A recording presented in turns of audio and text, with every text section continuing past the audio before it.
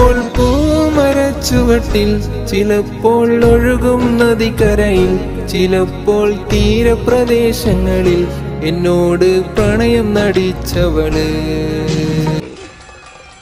ദമു എന്ത് പറ്റിയടാ? ചായ നെറുകന്തലേ കയറി ബ്ലോക്ക് ആയതാ. തുളസി പൂങ്കാറ്റേ നീ പോരുന്നോ, മഞ്ഞൾ പൂപ്പാടത്തെ എൻ പെണ്ണാളെ. തുളസി പൂങ്കാറ്റേ നീ പോരുന്നോ, മഞ്ഞൾ. ഏതടാ ഈ കഴുത മോനൻ? ഒന്നും വിചാരിക്കരുത്, ചിറ്റയുടെ മോന. ചിറ്റയുടെ മോൻ. എന്താ ആക്രമണം കീജി? അല്ല ഇനി പടിയല്ലേ ഉണ്ടായിരടാ. എൻ പെണ്ണാളെ മൂവന്തി നേരം. സംഗീതത്തോട് സ്നേഹമില്ലാത്തവർ ഇത് ഇതിനപ്പുറം പറയും. സംഗീതത്തോടുള്ള നിങ്ങളുടെ ഈ സമീപനം എന്നെ ലജ്ജിപ്പിക്കുന്നു. ഒന്ന് പിരിഞ്ഞു പോവാ എന്റെ മാഷേ, സമയം കുറെ ആയില്ലേ. എടാ ഇർഫാനെ, എന്തിനാടാ നീ ഇങ്ങനെ കരയുന്നത്? നിന്റെ സ്നേഹം കാണാതെ എട്ടിന്റെ പണി തന്നു പോയ പെണ്ണല്ലേ, നശിച്ചു പോവട്ടെ. ഏയ് വേണ്ടടാ, ജീവിച്ചു പോയിക്കോട്ടെ. എവിടെയായിരുന്നാലും സന്തോഷത്തോടു കൂടി മറക്കില്ല, ഒരിക്കലും വെറുക്കുകയുമില്ല. എന്താ ഒരു തീപ്പൊരിയ രോമാഞ്ചം കണ്ടൊരു രോമാഞ്ചം. എന്താടാ ഫൈ?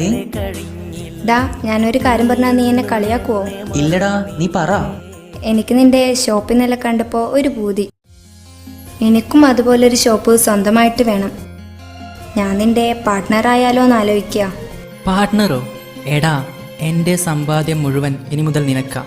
അതുകൊണ്ട് എൻ്റെ ഷോപ്പ് തന്നെ.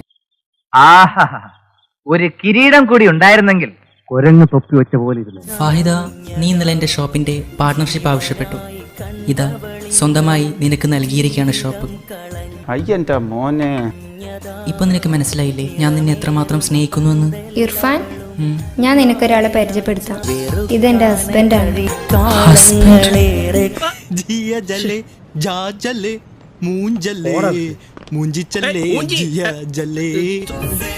ആറ്റിങ്ങൽ രാമകൃഷ്ണന് തെറ്റില്ല മോനെ. ശനി വരുന്നത് ഈ വഴിക്ക് തന്നെ. ശനി കൊണ്ടേ പോവും. ആര് കൊള്ളും?